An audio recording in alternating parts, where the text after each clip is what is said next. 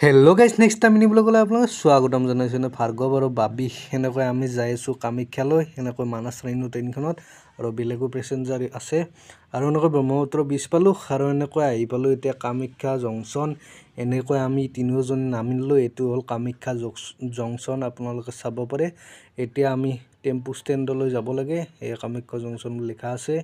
এতিয়া আমি বাহিৰলৈ ওলাই আহিলোঁ আৰু এনেকৈ দেখালোঁ আপোনাক কামাখ্যা জংচন আৰু প্ৰথমবাৰলৈ আজি কামাখ্যালৈ যাই আছোঁ। এনেকৈ অটো উঠি ল'লোঁ আমি তিনিজনে উঠি ল'লোঁ। এতিয়া আমি অটোৰে এনেকৈ যাত্ৰা কৰিব লাগে।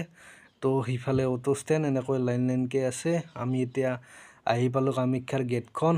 এতিয়া ইয়াৰ ভিতৰলৈ সোমাই যাব লাগিব। এইখন এখন ভিতৰৰ গেট এনেকৈ যাব পাৰি আৰু চাওক মানুহ চাওকচোন কিমান মানুহ আহিছে। আৰু এইফালে আমি এনেকৈ জয় মাতাজী মানে সেই পিন্ধি ল'লোঁ আৰু শৰাই লৈ ল'লোঁ। এনেকৈ আমি তিনিওজনে এতিয়া মন্দিৰলৈ যাত্ৰা কৰি আছোঁ আৰু সেনেকৈ মন্দিৰত সেৱা চেৱা কৰি ল'লোঁ আৰু সেৱা কৰি এনেকৈ এইফালে ফটো উঠিবলৈ আহিলোঁ।